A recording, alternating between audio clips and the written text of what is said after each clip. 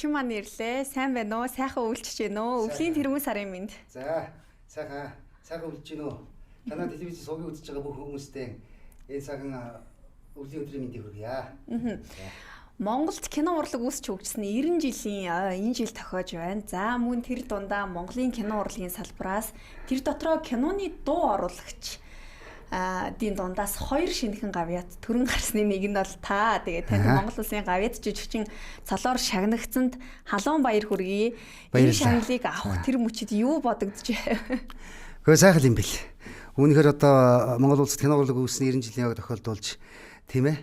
Тэгээд одоо олон жил 30 гаруй жил би ч одоо орчуулгын кинонд ингээд телевизийн тийм ээ кино дуу оруулаад тэгээд яг киноныхаа Монголынхаа киноны том ойгоор их утга учиртай холбогдолтой юм аагаар авсандаа их баяртай байх юм. Тий.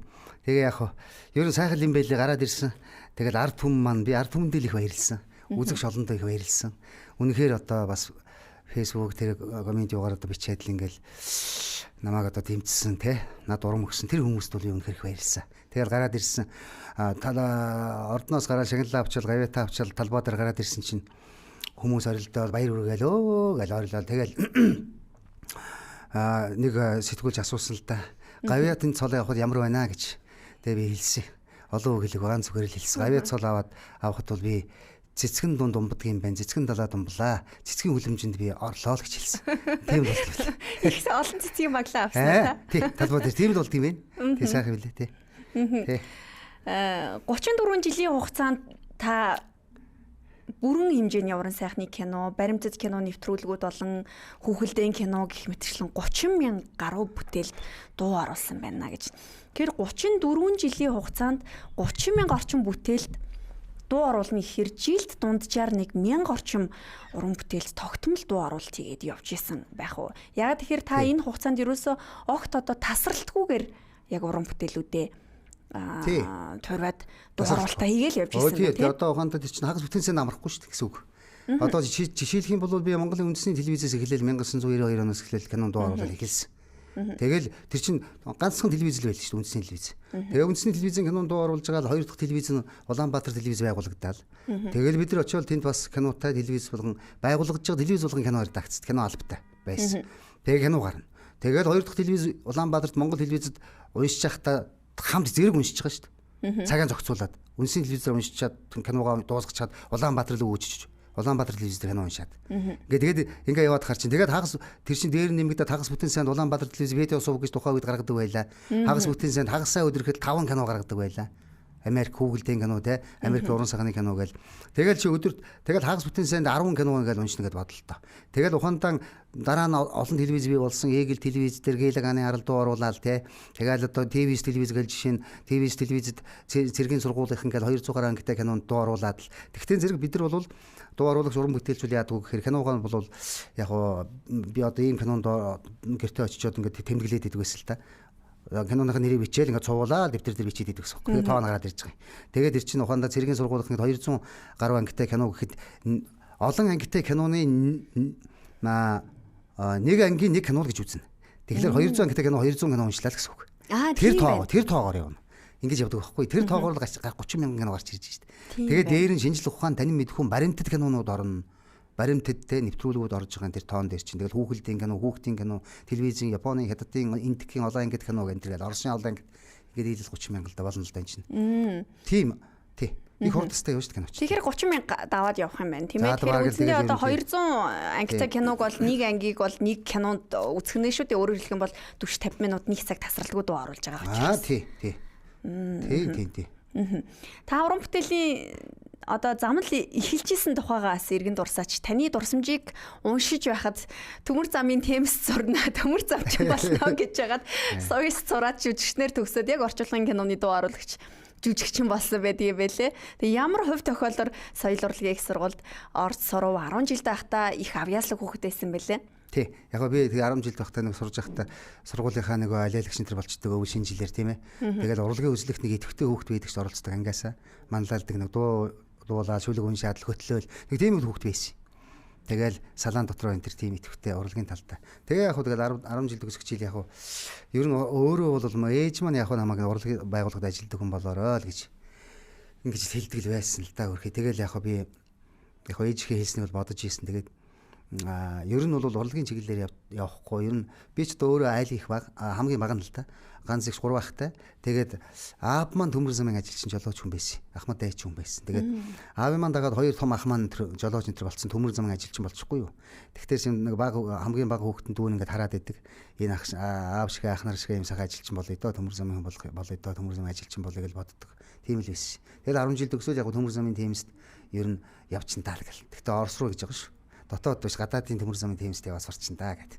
Тэгэл боддог байсан. Тэгэл яг сүүлдээ араа төгсөх жилийн урлагийн соёл урлагийн сургуулийн кинод тухайн үеийн улсын багшийн дээд сургуулийн кино драмын анги гэж хуваар ирээл. Тэгэл тэнд яг ангийн одоо нөхдүүд, ангийн дарга, ангийн багш, ангийнхны шахалтын дунд одоо орж шахалтаар шалгалт өгөөд тэгээ тэнцсэн юм байна. Товчхон ярих тул тийм юм болсон. Тэгэл урлагийн сургуульд ороод л тэгэл ерөөсө одоо миний хувь тойргол тэгэл явцсан. Тэгэл хотод ирээл улсын багшийн дээд сургуульд ирж кино драма ангид ирж томилт төрөөл тэр жил манай багшийн дээдээс бид сургуулаа нүүлгэл манай соёл урлагийн их сургууль байгуулагдаад л анхны хэлсэгч нь манай курсийнхэн болоод ингээл 90 онд ингээл урлагийн сургуульд ороод жүжигчний ангид ороод төгсөөл. Тэгээ яг урлагийн сургууль сурж байгаа хугацаанд 2 дугаар курстэй радио телевизээр даатлагад гарч явахдаа кинон дуу оруулах юун дээр хуваарлагдаад телевизэд би хуваарлагдаж дадлага хийгээл тэгэл дуу оруулах тэр энэ киноны дуу оруулах амт шимтэнд орцсон. Ийм төвчртэй. Тэгэл тэр чигээр явцсан байхгүй. Оюутан байхаас эхлээл дуу оруулаад явцсан. Ер нь дуу хоолой хөгшөрдөг үү? Дууны энэ тембер өнгө ер нь солигддог үү? Одоо та намайг бол анх телевиз бараг үзэж эхэлж яхад хүүхэлдэйн кино үзэж байхад л одоо яг л дуу оруулж ирсэн л ийм л хоногшсон дуу хоолойтой хүн л дээ. Тэгэхээр одоо ингээд 30 жилийн дараа бас ингээд сонсоход энэ бол яг дууны өнгө нь өөрчлөгдөөгүй, тембер нь өөрчлөгдөөгүй, яг л хэвийн юм шиг сонсогдож байна. Гэтэ ер нь мэрэгжлийн хүмүүс хоорондоо юу гэж ярьд юм бэ? Дууны өнгө өөрчлөгддөг үү?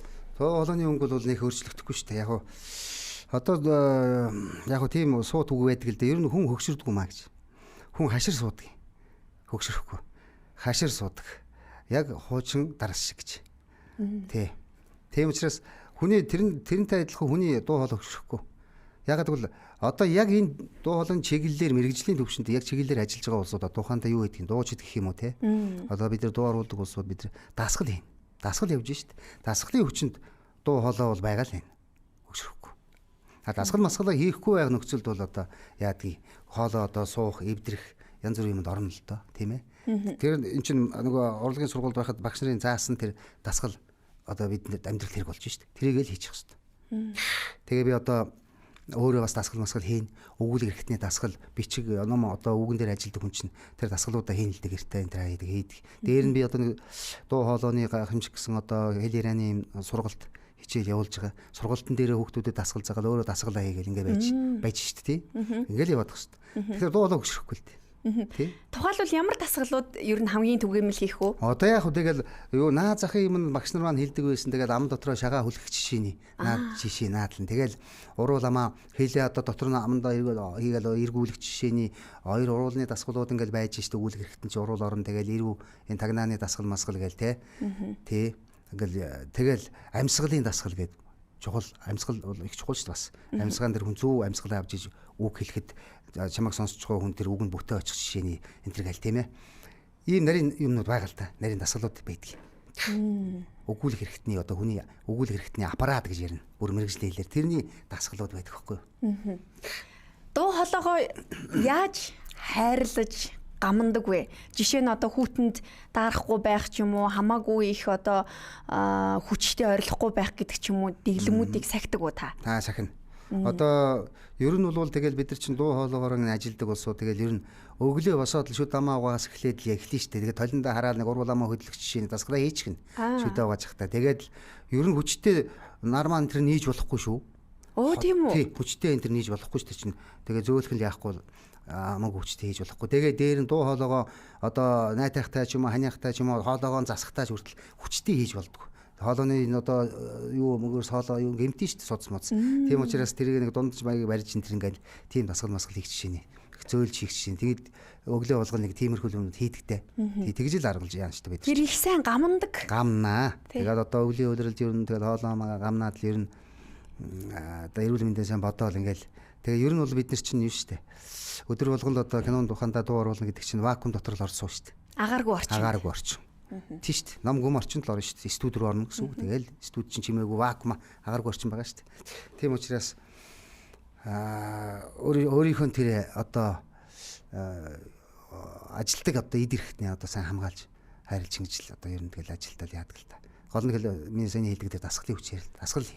Тэгэл явна. Кинонд дуу оруулах үед одоо дүрсээ харах, текстээ унших гэх мэтчлэн үйлдэлүүдийг зэрэг хийж чинь. Тэгэхээр тарих бол бас их хурдтай ажиллах шаардлагатай болдог баг тийм ээ. Энгийн хүмүүс л одоо тэр кабинд орж суугаад дүрсээ хараад яг тэр сэтгэл хөдлөлийг, яг тэр эмоцийг, яг тэр одоо өргөлтийг, тэр мэдрэмжийг гаргахад бол хэцүү шүү дээ. Яг тэр одоо үйлдэлтэй нь бүр зэрэгцүүлж хүний зүрх сэтгэлд хүртэл хоногштол тэрийг уншна гэдэг бол маш өндөр ур чадварыг шаардах байхаа. Тий. Энэ яг үнэн. Чиний хэлж байгаа нь энэ бол дуу оруулдаг жүжигчний орчуулгын киноны дуу оруулж жүжигчний мэргэжил бол маш өндөр. Одоо миний урлагийн сургууль багш нар маань зааж ирсэн тэр тайзны хэл ирээний хичээл тэр жигтэй энд явдаг. Кинонд дуу оруулахад хэрэглэгддэг гэсэн үг. Бүхэл тэр одоо урлагийн сургууль мэргэжлийн одоо тайзны хэл ирээний одоо миний алдартай багш соёл урлагийн сургуулийн хүндэт доктор профессор Монгол улсын гавьяа багш урт насан багш маань надад одоо энэ хэлээрээ хичээлийг жүжигчний 4 жил жүжигчнээ ингэ зааж өгсөн. Энэ бүхэн амьдралдаар гараад надад телевизэд очиод орчуулгын кинонд оруулахад их хэрэг болсон. Багшийн маань уртаа багшийн маань дээр зааж өгсөн бүх юм хэрэг болж байгаа. Хүн биш ороод жүжигчэн дуу оруулах жүжигчин бол анхаарал чихвчийн зүгэл дүрс хараад л кинонд дуу оруулахад орчуулагчийн ирсэн текстийг хараад л ингэ суун. Анхаарал яг 100% төвлөрнө. Бүх юм төвлөрнө. Тэ? Тэгэл ерөөсөө тэр бичиг юугаа хараад ингээл дуугаа оруулаад яг одоо бол хуучин бол эпирт миний түрүүний ярьдаг телевиз эхэлж байхад би одоо уншаад эхэлж ийсэн гэсэн шүү дээ 92 оноос эхэл. Тэгэхээр чин телевиз дээр нэвтрүүлэгч нартай дуу оруулдаг байсан шүү. Үндэсний телевиз ганц телевиз байхад нэвтрүүлэгч нар дуу оруулдаг. Мэргэжлийн жүжигчид сүүлд дуу оруулж эхэлсэн шүү дээ телевизийн канонд. Тэгэл нэвтрүүлэгчтэй би чинь очиод ингээд дуу оруулдаг. Дадлагаа дуусчихал оюутан багтаа хүртэл очиод дуу оруулдаг. Тэгээд л шууд эпирийг орон даяар киног шууд уншдаг байлаа шүү дээ. Бичихгүй. Харин тийм гэсэн тийм ээ. Яг шууд уншдаг. Тийм бай сүлд бичиж байгаа. Тэгэл тэр чинь гүйцэтгэлийн одоо дуу оруулж байгаа жүжигчнээс гүйцэтгэлийн маш өндөр ур чадвар шаарддаг ийм мэргэжил юм аа. Энэ ажил бол. Жүжигчин мэргэжилтэй хүн л дуу оруулна. Тэгээд одоо тэр чинь олон янзын хэл дээр хятад, Япон, Солонгос, Индия гэдэг юм уу, тийм ээ. Тэгээд Европын, Герман, Итали, Испани, Орос гэлээ. Олон одоо тэр кинонуудыг тэр хэл дээр дуу оруулж шүү дээ. Өөрийнхөө монгол хэлээр тийм ээ. Тэгэхээр хамгийн хэцүү юун дээр бол бид нар анх бол кинонд дуу оруулж хахад ингээд нэг Вичэс гэдэг хальсаар кино гаргадаг. Телевиз тэгэл ер нь тийм л байлаа шүү дээ. Ер нь компьютер технологи арай хөгжөөгөл байсан үе шүү дээ. Зах зээлд орсон 90-ад оны ихэнх үе шүү дээ. Тэгээд л Оросын ялангуяа Орос хүн уншсан тийм кинонуудыг эпред гаргадаг. Телевизээр тэнгууд бид нар дагаж уншина монголоор. Тэгэхээр тэрийг ямар хүн уншсан байх вэхээр Оросын ганцхан хоолойтой эрэгтэй хүн бүх дүрийг уншсан байна. Хөөх тийм үү? Эмэгтэй бүгд тийм кинонууд гардаг шүү дээ. Тэгэл бид нар тэр ганцхан эрэгтэй хөлбөмбөгийн тайлбарлагч хүн юм шиг ингээд уншсан тэр орсон киногаа. Одоо санжи намайг хүүхэд тахад орс киноны ганцхан хоолой явдаг. Тэгээ их тийм монотоны маягтай тий. Ганцхан тийм хоолой явдаг ус. Тэгээ тэр хоолой явахтаа ингэж аюултай. Тэр бүр синхроны дагаж уншдаг байсан хаа бид нар хоорондоо ярьдаг байхгүй. Нэг өгүүлбэр хоцорч уншаад байдаг. Киногийн хоорондоо Холливуд ингэ хоорондоо ярьж шүү дээ. Тэгсэн хоцорч ингэж араас нь уншдаг. Сонсож байгаад орчуулж. Амар гоц. Тэгтээ тийм киног эпирд гаргахтай зэрэг Монгол орчуулагч нар орчуулад өгнө шүү монголчууд. Бид нар дуу оруулахтай зэрэг дууны найруулагч ажиллана. Яаж ажиллах вэ? Америк киноныхаа дууг чанга өгөөд нөгөө ганцаархан уншсан орсож дарчин хоолойг нь. Бүр дараад тэгээ бид нар уншиж байгаа хоолойг нэмээд өгчдөг байхгүй. Тэгэхээр мэдрэмжээрээ. Тий. Тэгэхээр нөгөө нөхрөөчийн хоолой мэддэхгүй. Бид нар яг Америк кинонд оруулж байгаа юм шиг. Гэж дууны найруулагчийн ажиллагаагаар дууны инженерүүдийн ажиллагаагаар нэг хэсэг киног уншижээ. Тий. Одоо хамгийн хэцүү уншдаг кино бол герман хэлтэй кино байсан. Герман хэл чих хурдан. Герман хэлтэй кино ингээд дагаад уншихаар гүйцэхгүй. Монгол хэл дээр гүйцэхгүй. Итали бас хэцүү. Итали хэлтэй кино дагаад уншихаар монгол хэлээр Итали үгийг монголоор орчуулах бодолтой чи. Германыг орчуулахаар ямар нэг өгүүлбэр нь хэд болох вэ гэдэг. Харахнаар бодохгүй. Тэгэхээр хамгийн гоё янзын гоё таардаг нь орос кино. Орос хэл. Нэг язгуурын хэл учраас. Тий бид нар чи яг 10 жилд бас нэг манай үеийнхэн одоо ухаанда зах зугаас нь орос хэлэн дээр жоохон заалгасан шүү. Танаа үеийнхэн заалгаж ирсэн үү? Ер нь орос хэл. Заалгаж ирсэн. Тийм учраас орос хэлийг жоохон гадралдаа шүү дээ. Тий? Сайн байна уу? Эртэн тэр жоохон мэдэн шүү дээ. Тийм учраас тэрийг орос хэлийг жоохон мэддэг гадралдаг учраас орос хэлтэй кино уншихад янз юм гоё. Тэгээд яг тэр нэг өгүүлбэрээр Орос нэг өгүүлбэрээр Монгол нэг өгүүлбэрээр яг очнаал таардаг байхгүй юу? Синхроны гэж. Яг тэгэд лагаж уншдаг. Ийм ялгаанууд байсан шүү. Их сонирхолтой юм а. Тэгээд их одоо ер нь нэг киног орчуулсны дараагаар дуу оруулахад бүтэн юм хавц текст уншиж таарна да. Тэгэхээр их нүдний хурд тэр гүйлгэж унших, тэр хажуугаар ойлгох, тэр сэтгэл хөдлөлийг гаргана гэдэг бол их уран бүр нарийн мэдрэмж шаардсан ажил байсан. Нарийн штэ. Тэгээд тэр чинь одоо Монгол яг тэр ялангуяа тэр эперт нөгөө 3-4 жил би нөгөө шууд уншихтаа залууч байсан чинь анх уншаад тэндээс л их юм сурсан да. Одоо ухаандаа миний энэ бичлэг хийж яхад би алдахгүй уншаад байдаг тэрнтэй холбоотой. Би алддаггүй. Шууд дээр одоо шууд явж ирсэн учраас сурцсан учраас. Тэгээд дээр нь би ингээд орчуулагчийн өгсөн одоо орчуулгыг уншиж штэ ингээд мөрөөр нь өгүүлбэрээр уншиж явахдаа харж байхдаа эхний мөрөө уншиж байхдаа дараагийн хоёр мөрөө харчдгийг. Тэр бол шууд уншиж байхдаа холбоотой сурцсан байхгүй. Тэгээ одоо бичлэг хийхэд энэ би нэг алддаггүй штэ. Тэр бол яг л тэрний гавь ял да. Тэгээ багш нарын мань өгсөн тэр эрдэм сайхан заас юмнуудын гавь явна штэ. Тэгж боддоо штэ. Та өнөөдөр манай үзэгчдэд үзүүлж харуулах юмтай ирсэн байна. Сонирхуулаач. За яг би тэгээд орчуулгын кинонд дуу оруулаа олон жил. Тэгээ ер нь бол би энэ Монголын зохиолчдын хэвлэлийн хороомоноос зохион байгуулдаг нутгийн чимээ богино үглийн наадам ингээ зохиолчдын оролцдог наадамд бас зохиолчд маань энэ өгүүлэг энэ өгөөд тайзан дээрээс зохиолчдын өгүүлгийг уншигчдад энэ хүргэдэг. Энэ ажлыг бас би 20 жил бас хамт оролцож ингэж хийлцэж ирсэн л дээ. Яг өөрийнхөө би одоо уран бүтээл жүжигчин хүн учраас би нэг бие даасан юм сонсдог CD мэд гаргасан юм аа. Тий. Энэ одоо ингээд миний анх одоо 2015 онд гаргаж ирсэн сургамжид өгүүлэг нь орчуулгын талын. Орчуулгын талын юм. Энд одоо жишээ нь Энтхэг хятад Япон гэх те Аз тал руугаа байсан тийм гадаадын одоо богино юм сургамжид өгүүлгүүдийг орчуулуулад тэгээд өөрөө уншаад сургамжид өгүүлэг гээд одоо 8 настайгаас 80 настай хөгшин хүртэл төгжрөл машин дотроо сонсч болно. Таны мэдхүү хүмүүжлийн талдаа. Сургам хүмүүжүүлэх талдаа ийм сургамжид өгүүлгүүд байхгүй хүүхдүүд их сонсвол гоё даа энэ. CD-гээр гаргаж сонсдог ном маяг тий CD-гээр гаргасан жишээний. За дараагийн өшөө нэг уран бүтээл ингээл зөндөө гаргаад байгаа би. Дэлхийн сууднуудын хэлсэн үг гээл. Тий энийг дандаа бас л орчуулга. Дандаа одоо тэгээд гадаадын сууднуудын хэлсэн үгнүүдээс орчуулга бас хийлгээд өөрөө уншаал ингээд хүмүүст ингээд сонсгоо энэ гой мондог сууднуудын хэлсэн үгнүүд энэ байдаг байхгүй. Жишээлх юм бол одоо мондог үг биш хүн биш дээ. Нэрээ чулуун дээр биш зүрхэн дээр нь сэлүүлээрэ энэ гэл. Тим үгнүүд байхгүй сууднуудын хэлдэг те. Их ч олон юм байх.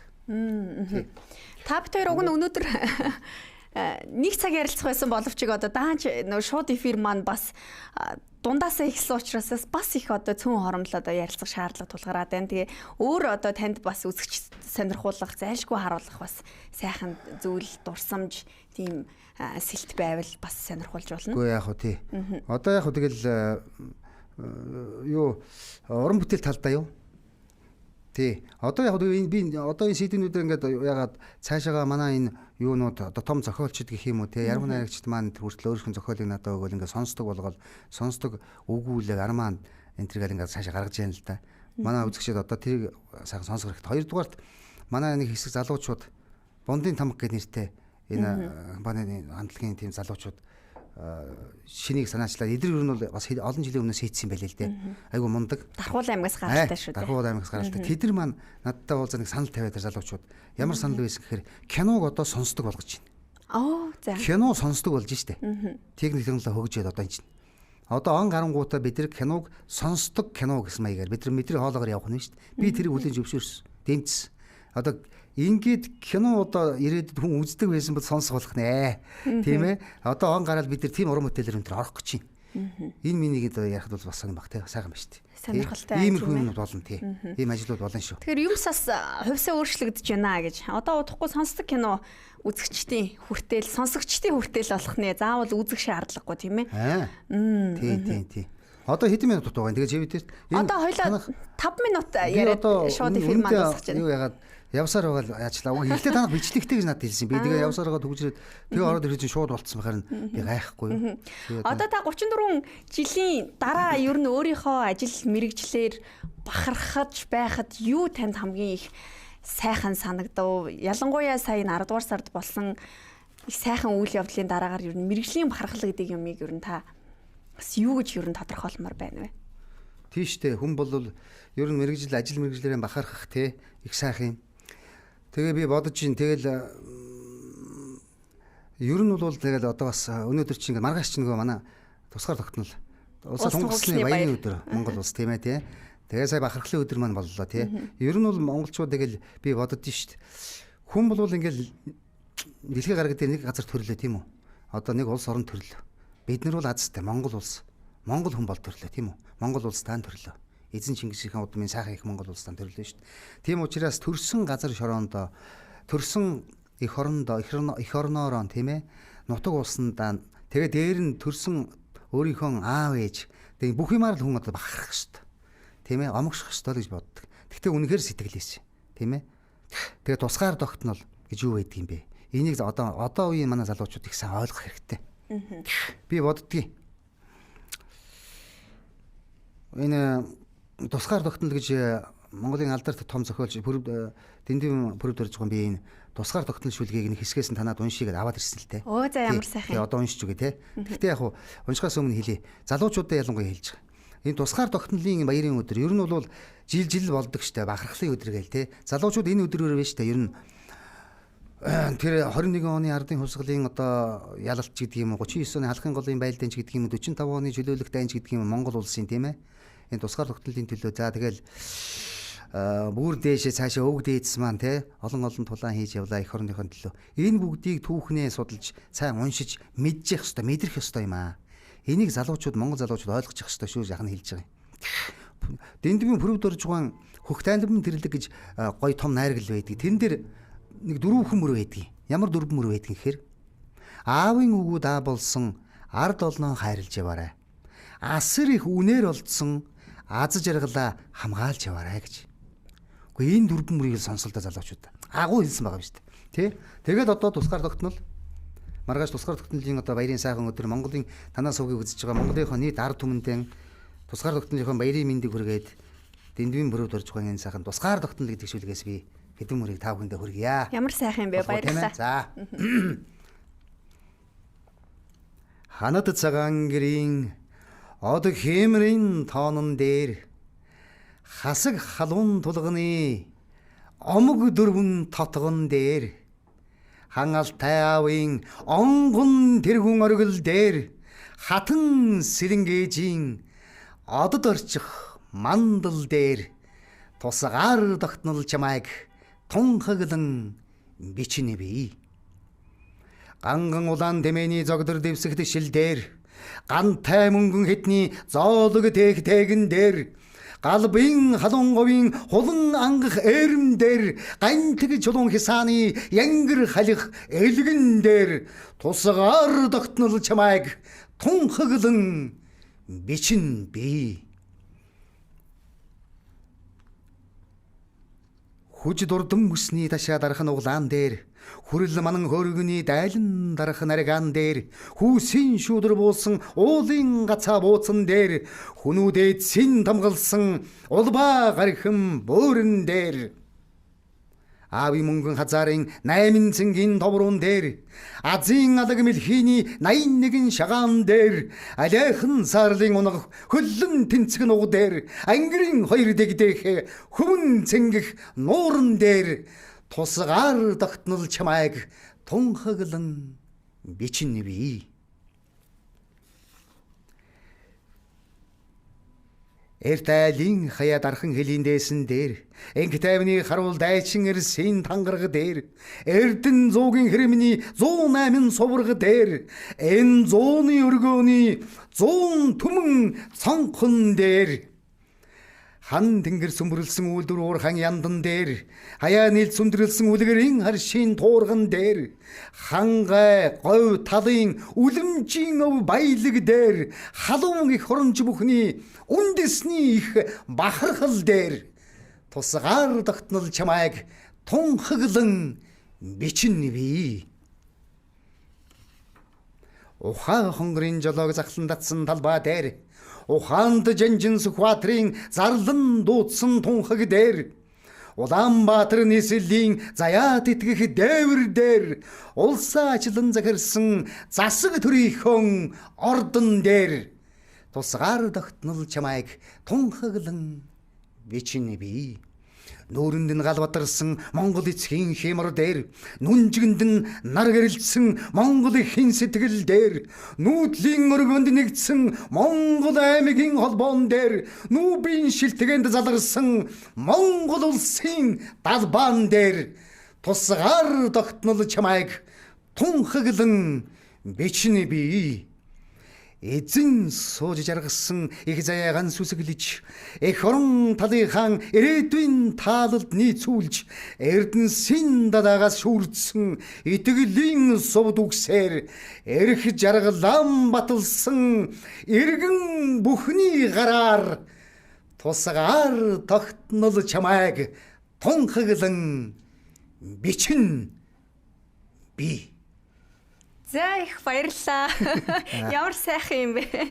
Яг хажуунаас нь ингээд сонсхолоор үг бүр нь чих рүү биш бүр зүрх рүү орох шиг болж байна. Тэгээ маргааш улс тоглосны баяр тохиож байгаа энэ сайхан цаг үед та хойч үедээ залуустаа Монголынхоо нийт ард иргэдэд бас манай эфирээр дамжуулан тусгаар тогтнолын үн цэнийг энэхүү сайхан яруу найргаар дамжуулж шууд эфирд уншиж өгсөнд гүнээ талархаж байна. Ямар сайхан дуу хоолой вэ? Яасан сайхан бас зохиол бүтээл вэ? Тийм ээ, энэ тусгаар тогтнол чамайг би тунхаглан бичнэ гэдэг үг бол Монгол улсын иргэн бүрийн зүрхэнд бас хадаатай байдаг ийм гайхамшигтай сайхан үг танд дахин талархал илэрхийлж байна. Баярлалаа.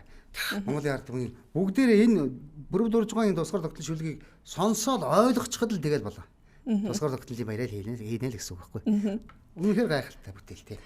За их баярлалаа. Одоо даанч их зүйл ярмаар авч харамсалтай эфирийн цаг энд хүрээд дуусж байгаа учраас одоо дуусхаас өөр арга хойлонд байсангүй. Тэгээд танд дахин талархал илэрхийлж байна. Цаашдынх нь уран бүтээлд амжилт хүсье, мөн сонсдог киног үзэгчдэд, сонсогчдод хүргэх энэ их үйлсэд нь бас дахин амжилт хүсье. За баярлалаа. За үзэгчдээ өнөөдөр терминалийн чөлөөтэй ярилцлагын хойморт Монгол улсын гавьяад жүжигчин киноны дуу оруулагч Наранбаатар ирлээ. Энэ ярилцлага Монгол телевиз болон терминал нийтийн пэйж хуудсан дээр хадгалагдана. Мөн YouTube хуудсанд байрших болно. Эх 7 хоногт шинэ зочинтойгоор иргэн уулзъя. Баяртай үзэгчдээ. Баярлалаа танд.